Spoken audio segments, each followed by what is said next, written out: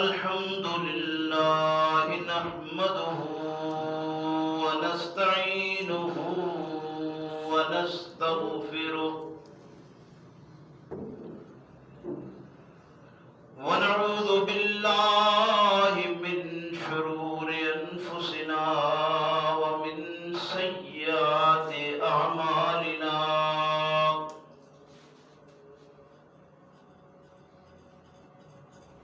من يهده الله فلا مضل له ومن يضلله فلا هادي له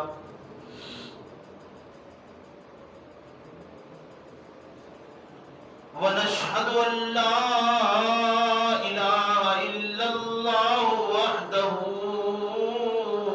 لا شريك له ونشهد أن محمدا عبده ورسوله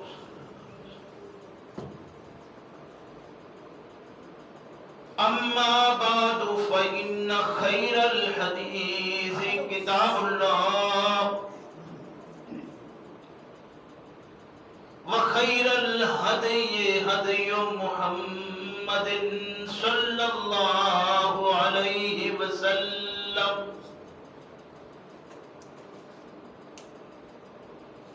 وشر الأمور محدثاتها وكل محدثة بدعة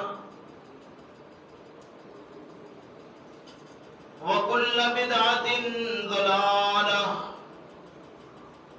وكل ضلالة في النار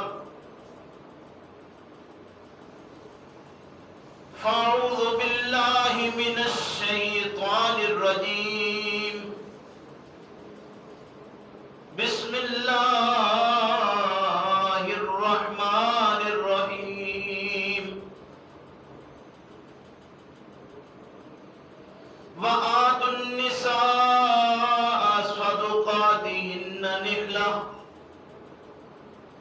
فإن طبن لكم عن شيء منه نفسا فكلوه هنيئا مريئا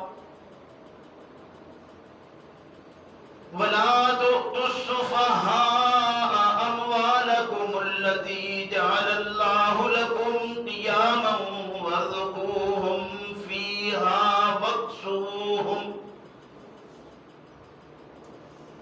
وقولوا لهم قولا معروفا وابتلوا اليتامى حتى إذا بلغوا النكاح فإن آنستم منهم رشدا فادفعوا إليهم أموالهم ولا تأكلوها إسرافا وبدارا أن يكبروا ومن كان غنيا فليستعفف ومن كان فقيرا فليأكل بالمعروف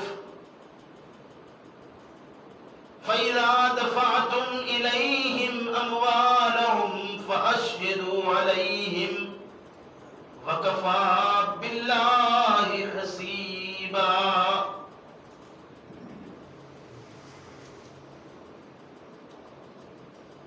وآتوا النساء اور دو عورتوں کو صدقاتہن نحلہ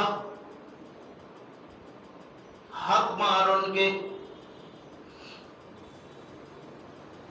فَإِن طِبْنَ لَكُمْ بس اگر خوشی سے دیں وہ تم کو عن شیئن کوئی چیز منہ اس حق مار میں سے نفساً اپنی خوشی سے فَقُلُوهُ حَنِيًّا مَرِيًّا بس کھاؤ تم اس سے رجتا پچتا مزیدار خوشگوار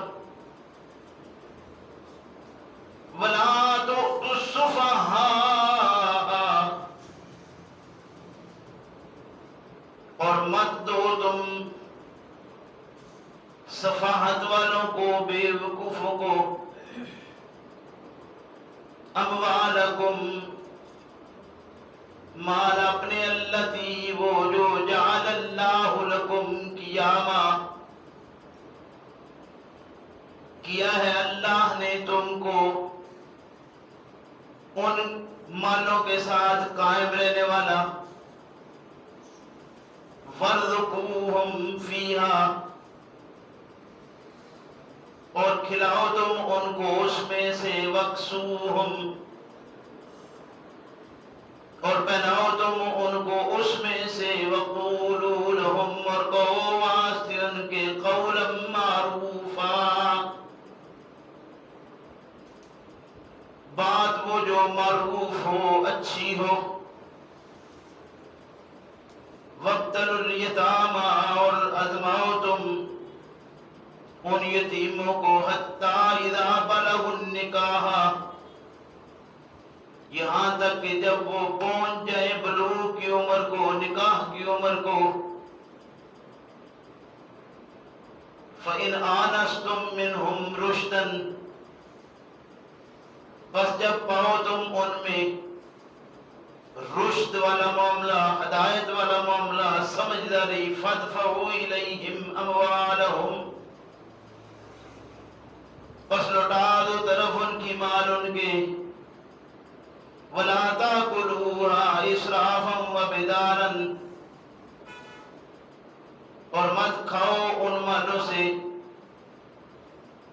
اسراف کے ساتھ اور جلدی جلدی، ان یکبروا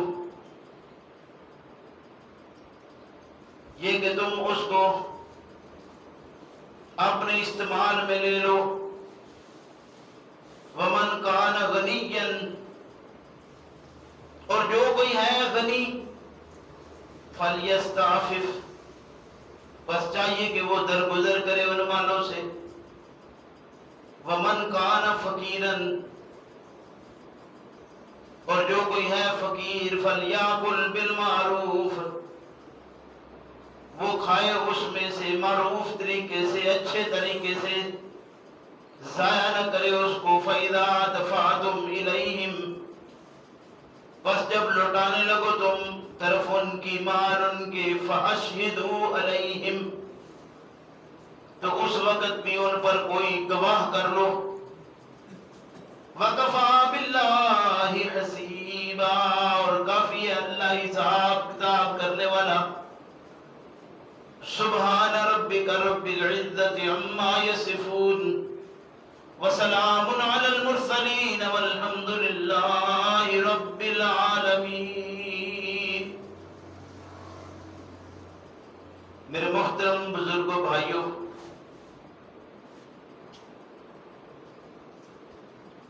آج کا یہ سورہ النساء کا تیسرا سبق ہمارا،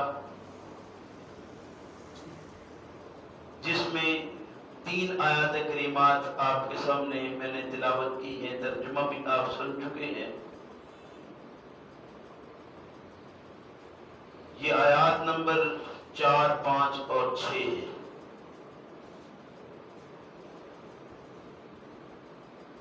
امید ہے کہ آپ کچھ نہ کچھ ان آیات کو دیکھ کر آئے ہوں گے،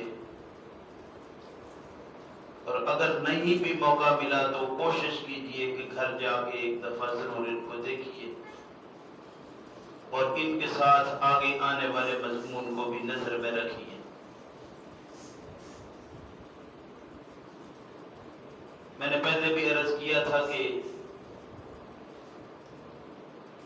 یہ سلسلہ دراصل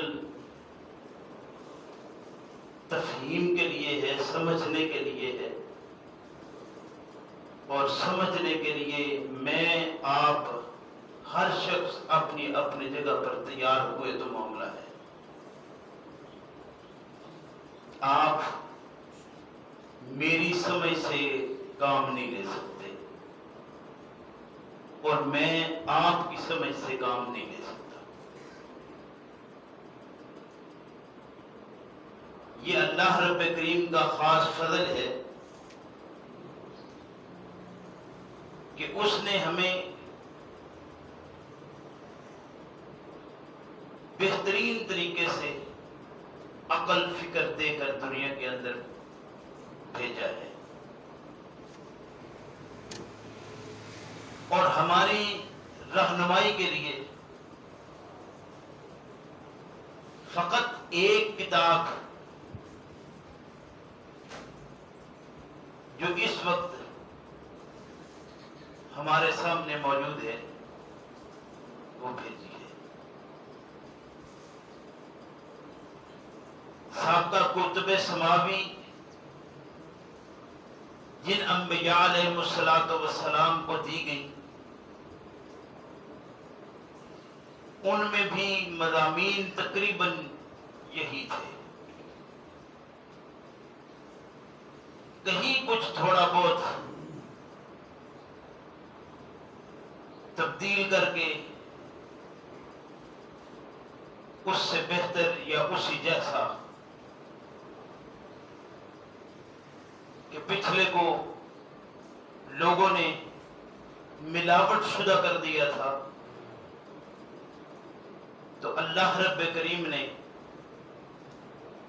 اس میں سے جو ملاوٹ شدہ تھا اس کو منسوخ کر کے جو اصل تھا وہ باقی رکھ کر اپنے پیغمبر محمد الرسول اللہ صلی اللہ علیہ وسلم کے ذریعہ سے اس طرح محفوظ کروا دیا کہ باقاعدہ طور پر اعلان کر دیا کہ اِنَّا نَحْنُ نَزَّلْنَا الذِّكْرَ وَإِنَّا لَهُ لَحَافِظُونَ، اس ذکر کو، اس نصیحت کو جو ہم نے نازل کیا ہے تو اس کی حفاظت کی ذمہ بھی ہم نے اپنے لے لیا ہے، کہ لوگوں کے پاس رہنمائیاں آتی رہی، لوگوں نے اپنی مرضی سے ان میں اپنے اپنے وقت کے مطابق تبدیلیاں اور ترامیم کی۔ اب یہ وہ کتاب ہے جس میں کسی طرح کا رد و بدل، ترمیم تا قیام قیامت ممکن نہیں ہے۔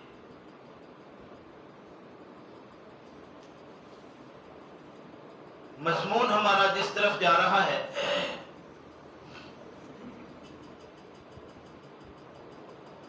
پچھلے سبق میں ایک سے زیادہ نکاح ایک مرد جو کر سکتا ہے اور ملک زمین کے متعلق مختصر بیان آپ سن چکے ہیں۔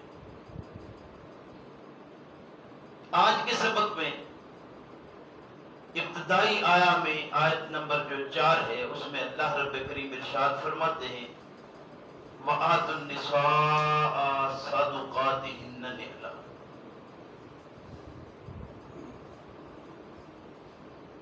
یہ بات آپ پہلے سن چکے ہیں کہ صدقہ کی کئی ایک اقسام ہیں، جن میں سے اگر آپ کو یاد ہو تو میں نے عرض کیا تھا کہ آپ جسے زکوٰۃ کہتے ہیں وہ بھی صدقہ ہے، لیکن وہ مال ہے جو حکومت وقت عوام سے باقاعدہ طور پر وصول کرتی ہے، اور باقاعدہ طور پر حکومت اسلامی اس کو اپنی ضروریات جو حکومت کی ہیں، اس میں رہنے والے افراد کی ضروریات ہوں یا حکومتی امور کو چلانا مقصود ہو یا کہیں دفاع کی ضرورت پڑے تو اس میں جو استعمال ہونا ہے، یعنی یہ سارے امور اس کے اندر آ جائیں گے جو حکومت کے ماتحت کام ہیں، افرادی ہوں یا قومی، وہ سارے کے سارے حکومت کو جو پورا کرنا ہوتے ہیں وہ مال جو گورنمنٹ عوام سے باقاعدہ وصول کرتی ہے اس کا نام اسلام نے زکوٰۃ رکھا ہے۔ صدقے کی قسموں میں وہ بھی ایک قسم ہے۔ آج کے سبق میں بھی صدقے کی ایک قسم کا ذکر ہے، اس لیے میں نے یہ بات عرض کی ہے تاکہ کچھ باتیں جو پہلے عرض کر چکا ہوں وہ ذہن نشین ہو جائیں کہ صدقہ صرف وہی نہیں ہے جو ہمارے ہاں یہ گلے لگا کر لوگ بیٹھے ہوئے ہیں اور ان کے اندر وہ کہتے ہیں کہ یہاں صدقات کس طرح آپ نے، اور یہ افرادی جو سلسلے اس وقت یعنی بنا کر جماعتی شکل بنا کر ایک بیٹھے ہوئے، تو وہ صدقات اصل میں نہیں، قرآن نے بھی کچھ صدقات دیے ہوئے ہیں، اور ان صدقات میں سے آج جس صدقے کا ذکر ہے وہ ہے جو ایک آدمی، ایک نوجوان جب اپنا نکاح کرنا چاہتا ہے تو اپنے ساتھ اپنے نکاح میں جس کو شامل کرتا ہے، جس کے ذریعہ سے اسے آگے یعنی انسانی افزائش بھی چاہیے اور پرورش بھی چاہیے، اور یعنی ایک لحاظ سے یوں میں عرض کرتا ہوں کہ جس سے پھل بھی چاہیے، پھول بھی چاہیے، چھاؤں بھی چاہیے، ایک ایسا پودا جو لگ رہا ہے اس پودے کا جہاں اس کو لگایا جانا ہے وہاں پر اس کے لیے کچھ باقاعدہ اسلام نے مقرر کیا ہے کہ یہ اس کو حق دیا جائے۔ اسے ہماری زبان میں حق مار کہتے ہیں، اسلام نے اسے کہا ہے صدقات ہن نحلہ۔ یہ وہ صدقہ ہے، نحل کے متعلق آپ جانتے، نحل کہتے ہیں شہد کی مکھی کو، نحلہ، نحل شہد ہے۔ شہد کی مکھی ایک بڑا کام کر، قرآن کریم یا عربی زبان کے اندر نا بڑی ایک خصوصیت ہے کہ اس میں سارے الفاظ اپنے اندر کوئی نہ کوئی چیز ایسی رکھتے ہیں کہ انسان ان کے اندر جب جاتا ہے تو بہت کچھ وضاحتیں ہو جاتی ہیں۔ شہد کی مکھی کی ایک خاصیت ہے کہ وہ جس پھول پر بیٹھتی ہے، جس درخت پر جاتی ہے، وہاں سے وہ رس لیتی ہے اور پھر اس انداز سے رس لیتی ہے کہ اس پھول اور درخت کا وہ کوئی نقصان نہیں کرتی، اور پھر اس سے وہ جو چیز تیار کرتی ہے وہ چیز ایک ایسی تیار کرتی ہے جس کو اللہ رب کریم نے ارشاد فرمایا کہ وہ تمہارے لیے فیہ شفاء للناس، لوگوں کے لیے اس کے اندر شفا ہے۔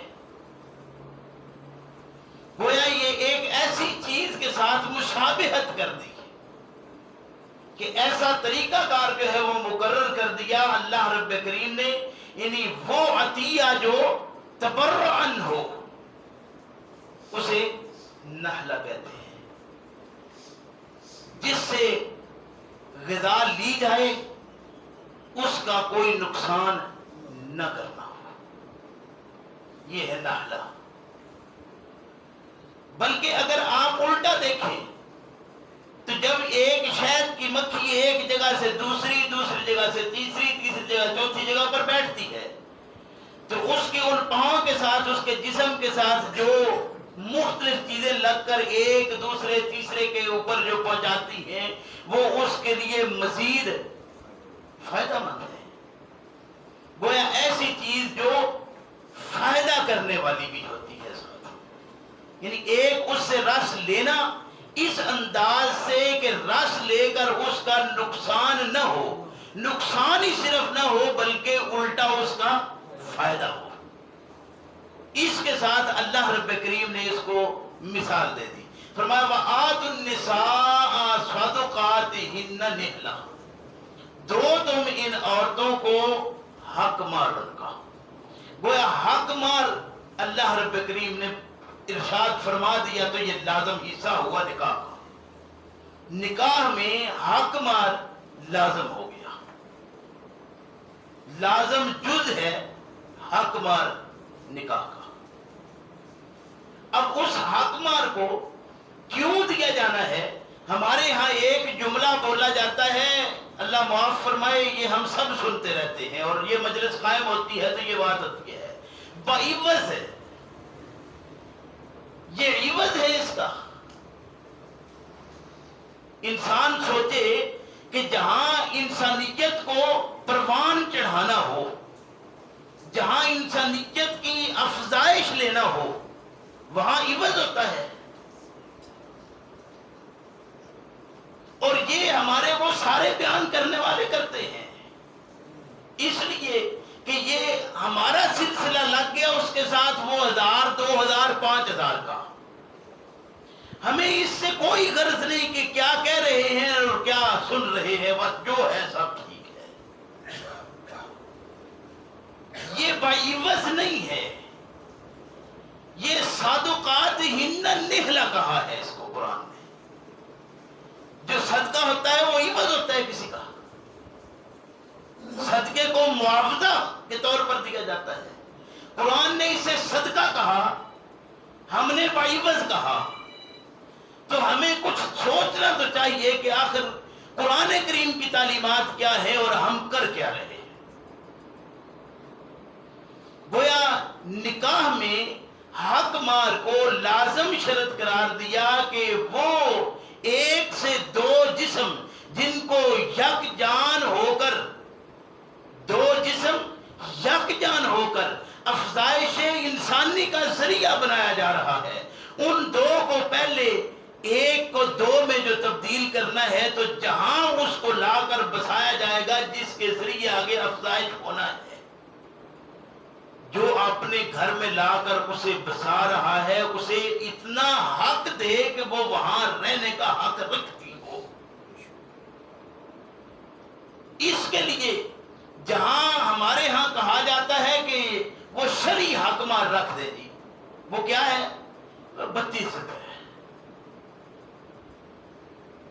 اور آج کے زمانے میں ہمارے کہتے ہیں جی 500 روپیہ، 1000 5000. چلو آج کل جو روٹین میں چل رہا 5000 دے دو جی، حق مار ہے.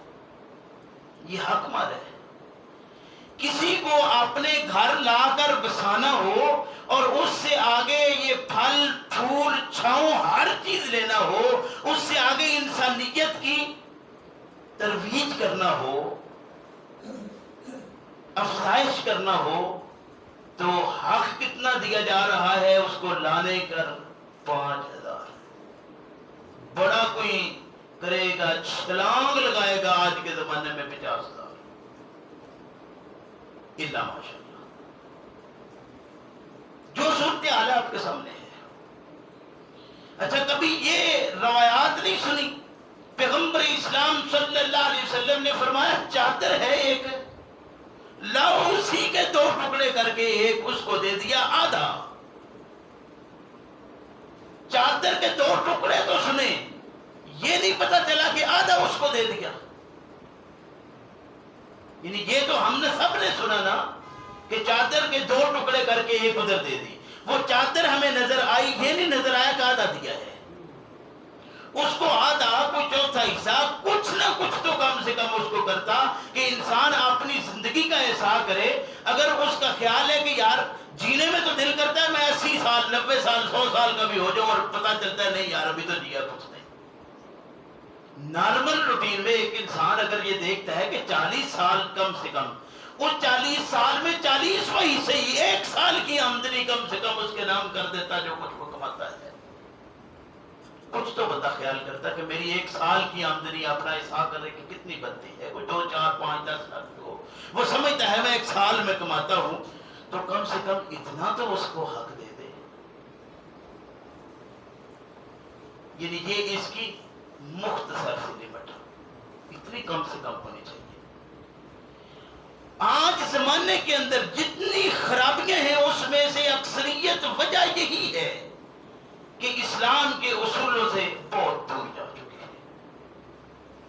دیکھیے اسلام نے اس کو باقاعدہ تقرر اس کا نہیں کیا کہ آپ پہلے اتنا کمائیں گے پھر جو پاس ہے اس میں سے کچھ اتنا حصے دار کرو کہ وہ پتہ چلے کہ یہ حصے دار ہے، اس میں وہ حصہ نکلے تو کچھ احساس ہو کہ یہ یہاں کا کوئی حق رکھتی ہے. یہ چیزیں کرنا سوچنا، پھر اگر یہ سلسلہ بن جائے تو نظام بالکل مختلف ہو جائے گا. ہمارے ہاں بڑا عجیب صورتحال ہے کہ عورت اپنے گھر سے کتنا کچھ لے کر جاتی ہے. بچی اپنے گھر سے ہو, جو کچھ ہم اس وقت جہیز کی شکل میں کر رہے ہیں وہ سارا کیا ہے؟ تو وہ ساری زندگی اب اسی کے وہ کھیس ہیں, اسی کے بستر ہیں, اسی کے برتن ہیں, وہ استعمال ہو رہے ہیں اور ہم خوشی کے ساتھ کرتے ہیں. ایمانداری سے کہیے کہ کسی کی دی ہوئی چیز ہو تو اس کو خوشی کے ساتھ انسان استعمال عام روٹین میں کر سکتا ہے. اس طرح تحفہ باپ نے بیٹی کو دیا. اچھا, اس طرف یہ ہے کہ یہ بیٹی کے ساتھ جانے کی چیز تھی. دوسری طرف کیا تھا کہ حق مار جو دیا جا رہا ہے اس میں حق مار وہ بچی کے والدین رکھ لیتے ہیں. آپ اگر کوئی یہ سمجھتے ہیں کہ آپ نے 10 لاکھ روپیہ بچی کے نام کر دیا ہے, کوئی زیور آپ نے 10 تولے دے دیا ہے, تو وہ 10 تولہ زیور کہاں جائے گا؟ ظاہر ہے کہ وہ واپس آپ کے گھر میں جانے والی چیز ہے. بچی جائے گی, وہ ساتھ وہ بھی چلا جائے گا. یعنی جانا بھی اس کو آپ ہی کے پاس ہے. جس کو آپ ہی کے پاس رہنا ہے وہ آپ کو دیتے وقت کوفت ہے, تکلیف ہے. بات کرے کوئی تو مشکل پڑ جاتی ہے کہ جی یہ کیا. کوئی نہیں پوچھتا کہ یہ 4-6 لاکھ روپیہ آپ نے دے دیا میرے جال پر, وہ بچی کے باپ سے وہ بھی خرچ کروایا. آپ کو ایک بات بتاؤں, اللہ کے پیغمبر صلی اللہ علیہ وسلم نے ایسی جگہ سے کھانا حرام قرار دیا ہے جہاں تکلیف میں کوئی شخص ہو کہ اس سے کوئی چیز جدا ہو رہی ہے. آپ کبھی دیکھیے کہ میت کا جہاں مقام ہوتا ہے صورتحال کیا ہوتی ہے کہ یہ اللہ نے ایک شخص کو اٹھا لیا. ہمارے ہاں کہتے ہیں کوئی ایسا واقعہ پیش آ جائے کہ کوئی نوجوان ہے, کوئی حادثہ کو پیش آ گیا ہے, تو لوگ کہتے ہیں کہ معاملہ یہ ہے کہ یہ کام اللہ کا ہے, اگر بندے کا ہوتا تو میں دیکھتا. یہ جو بچی لینے گیا ہے یہ کون گیا ہے؟ بندہ ہی نہیں آتا, بندہ ہی دیتا ہے, بندہ ہی لے کے چلا جاتا ہے. بندہ لیتا ہے یا نہیں؟ اور کتنا کچھ ساتھ اس کے. اس باپ سے پوچھئے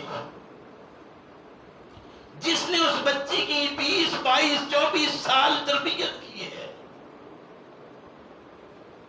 اس کے اوپر اس نے اپنا خون پسینہ لگایا ہے, اور پھر وہ ساتھ ٹرک بھر کے بھیج رہا ہے.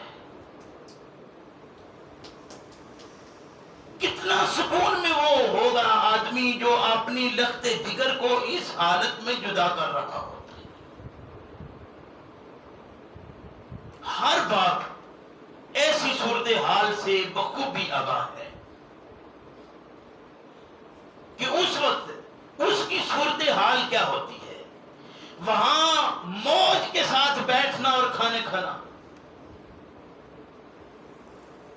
اللہ کے پیغمبر صلی اللہ علیہ وسلم نے ارشاد فرمایا کہ دیکھو, دعوتوں میں جو بری دعوت ارشاد فرمایا کہ وہ ولیمے کا کھانا. بچی کے گھر کی بھی بات نہیں کر رہا, جبکہ یہ سنت ہے, ولیمہ سنت ہے.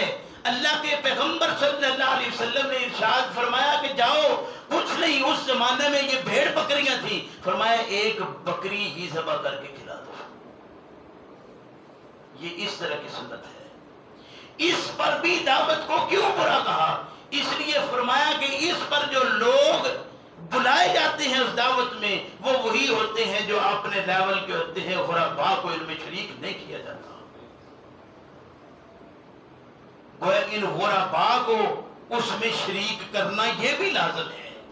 کوئی تعلق واسطہ نہیں, کوئی جانتا نہیں, لیکن ان غربا کو. لیکن ہماری صورتحال یہ ہے کہ جب ہم ان چیزوں کو بیان کریں گے تو پھر بھی ہم ان غریبوں کو ساتھ لے آئیں گے جو غریب ہم نے ادھر ادھر سے اکٹھے کر کے خود رکھے ہوئے ہیں کہ مدرسے میں پہنچا دو. یعنی ہماری صورتحال یہ بن چکی ہے کہ سارا جو کچھ ہے وہ اکٹھا ہو تو ہماری طرف ہی آئے, اور کسی کی طرف نہیں, وہ ہمیں برداشت نہیں ہے.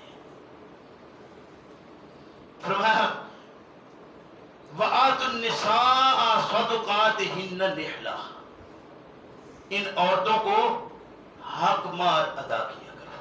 اگر یہ صورت ایسی بن جائے تو پھر معاملہ اس طرح کا بنے گا جیسے نبی اکرم صلی اللہ علیہ وسلم کا اپنا بھی بنا، نکاح ہوا سیدہ خدیجہ رضی اللہ عنہا سے۔ ہم یہ باتیں تو پڑھتے ہیں کہ جب رسول اکرم صلی اللہ علیہ وسلم کسی مشکل تکلیف میں مبتلا ہوتے، سیدہ خدیجہ رضی اللہ عنہا کس انداز سے پیغمبر اسلام صلی اللہ علیہ وسلم کا ساتھ دیتی تھی۔ آج تو وہ صورت کہیں نہیں نظر آتی۔ ان حالات میں اگر ازواج مطہرات نے اس طرح کا تعاون کیا تو اس کی وجہ ساری یہی تھی کہ رسول اکرم صلی اللہ علیہ وسلم نے باقاعدہ ان کو یہ سارے معاملات بتائے ہوئے تھے اور تعلیم تھی سب کی۔ یہ سلسلہ باقاعدہ اس انداز سے چلا ہوا تھا۔ کسی کے بچے پرورش پا رہے ہیں، کسی کے ساتھ کوئی بھتیجی آ گئی ہے، کسی کے ساتھ کوئی بھتیجا آ گیا ہے، ان ساروں کا کتنے خاندان تھے جو اس وقت رسول اکرم صلی اللہ علیہ وسلم کے گھرانوں کے اندر آ کر پرورش پا رہے ہیں۔ اگر یہ صورت بنتی تو نتیجہ یقیناً وہ نکلنا بنتا تھا۔ اگر وہ شکل نہیں ہے تو نتیجہ وہ کیسے؟ فرمایا وَآتُوا النِّسَاءَ صَدُقَاتِهِنَّ نِحْلَةً فَإِن تِبْنَ لَكُمْ عَنْ شَيْءٍ مِّنْهُ نَفْسًا، پھر یہ تمہارے گھر آ گئی، تم نے جتنے حصے کا اسے مالک بنا دیا، جتنے حصے کا اسے مالک بنایا ہے، اس میں سے یہ تم جب یکجان دو قالب ہو گئے تو اب تمہارا سارا مال وہ پھر اکٹھا ہی ہے۔ لیکن جس طرح مالک تو خود ہے، ایسے ہی وہ جسے تو بیاہ کر لایا ہے وہ بھی مالک ہے۔ تیری کوئی ضرورت ایسی پڑی ہے تو اس کو پتا ہے اس کی یہ ضرورت ہے، وہ اپنے میں سے کچھ واپس بھی دے سکتی ہے۔ فَإِن تِبْنَ لَكُمْ عَنْ شَيْءٍ مِّنْهُ نَفْسًا، اگر وہ کوئی اس میں سے اپنی نفس سے، اپنی خواہش سے، اپنی اچھا سے، اپنی محبت سے اس میں سے کوئی چیز خوشی کے ساتھ تجھے دے دے تو فَكُلُوهُ هَنِيئًا مَرِيئًا، تو اس میں سے رچتا بچتا کھا بھی سکتا ہے، اپنے استعمال میں لے سکتا ہے۔ مالک وہ ہے، لیکن اپنی ملکیت میں سے وہ تجھے کچھ دے تو پہلے مالک بنائے گا تو وہ کچھ دے گی، مالک ہی نہ بنائے وہ کیا دے گی؟ اب وہ وہی دے گی کہ جائے گی میکے میں، ابا جی بڑی تکلیف میں ہے صاحب، جب موقع آئے گا یہ سلسلہ، جب موقع آئے گا یہی معاملہ کہ یہ بڑی تکلیف میں ہے اس وقت، ہم کچھ ہمارے ساتھ تو یہ نہیں پتا یہ بڑے سکون میں ہے، وہ کہتا ہے جی اب کیا کرے، بیٹی آ گئی گھر میں۔ خود ہو سکتا ہے کہ پہلے ہی مقروض ہو، لیکن جب بیٹی آ گئی تو کیا کرے گا آخر؟ یہ سارے معاشرتی مسائل آج ہمارے زمانے میں نہیں ہیں۔ اس معاشرے میں ہر شخص ان مسائل سے دوچار نہیں ہے، لیکن ان کو کوئی بیان کہاں کر کیا جاتا ہے، کہاں ان کی تفہیمات دی جاتی ہیں کہ اللہ کے بندو قرآن کی طرف آؤ، وہ تمہیں ہر ایک چیز کو کھول کھول کر بیان کرتا ہے۔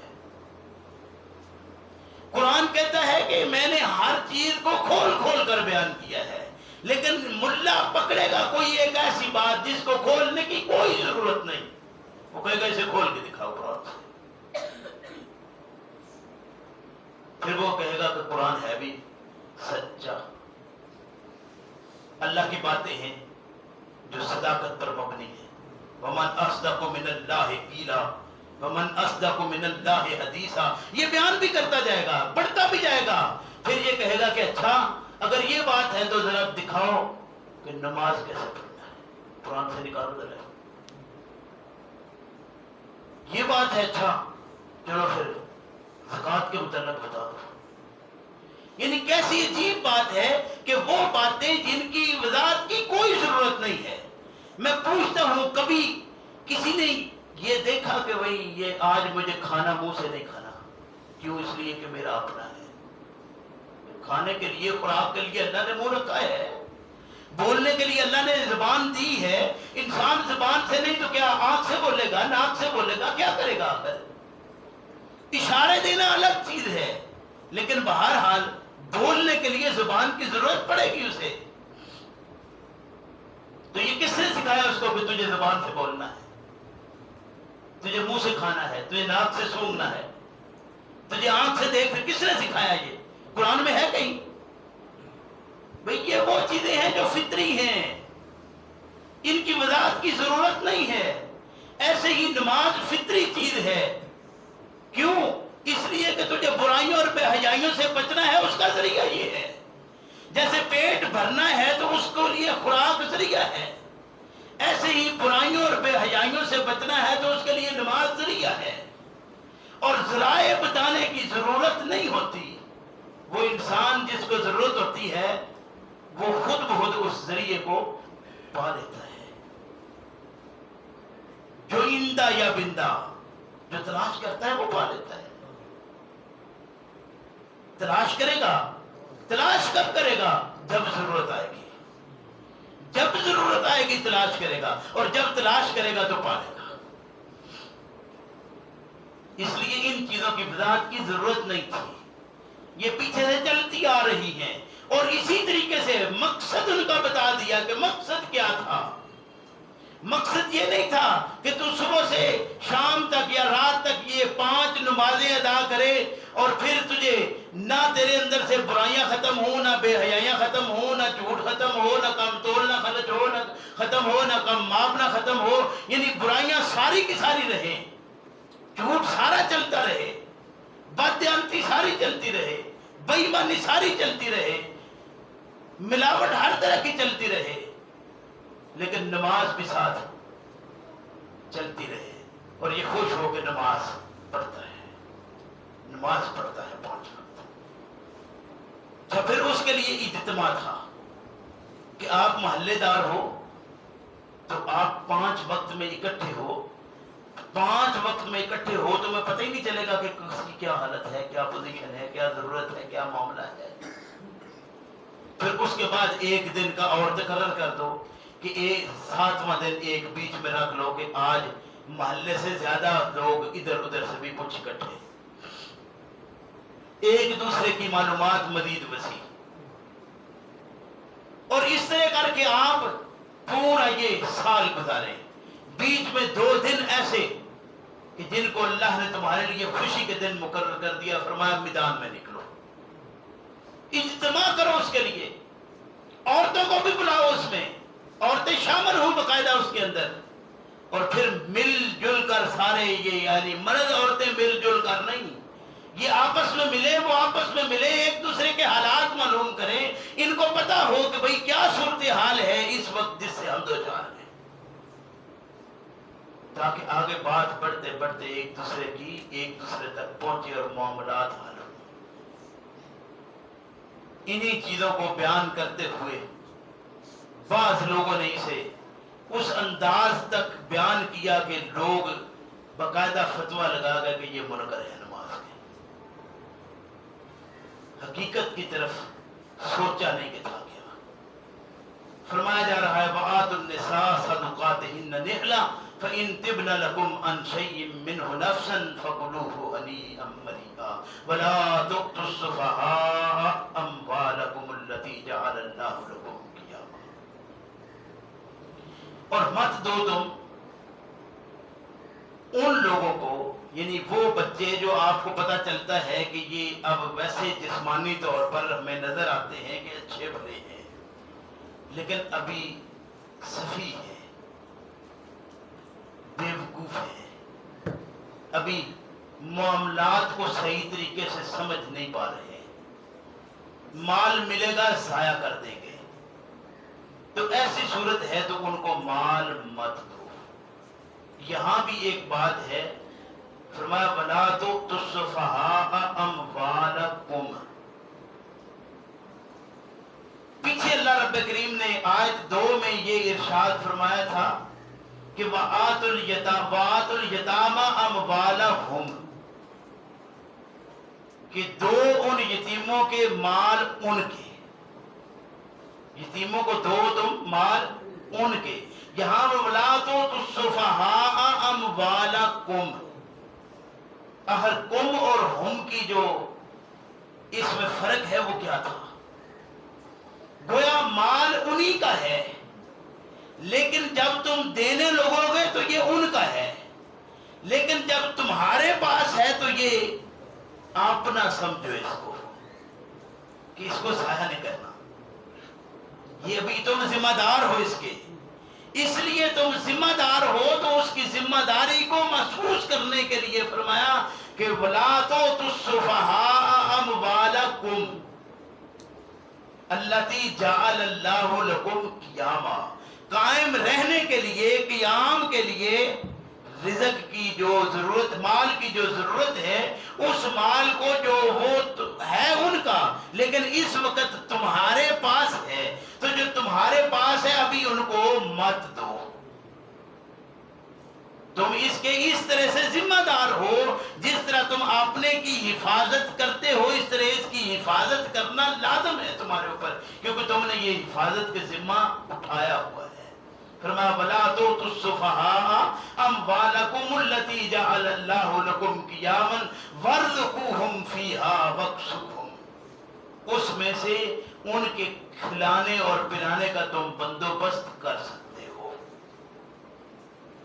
پچھلے جمعہ پر میں نے ایک بات عرض کی تھی، اگر یاد ہو، کہ اگر ایک آدمی یتیما کی پرورش کے لیے ان کی ماں کے ساتھ نکاح کر لیتا ہے، تو وہ مال جو ان کے باپ کی طرف سے ان بچوں کی جو وراثت ہے، جس کے وہ بچے وارث ہیں، یہ عورت 1/8 کی وارث ہے، سارے کی وارث نہیں ہے.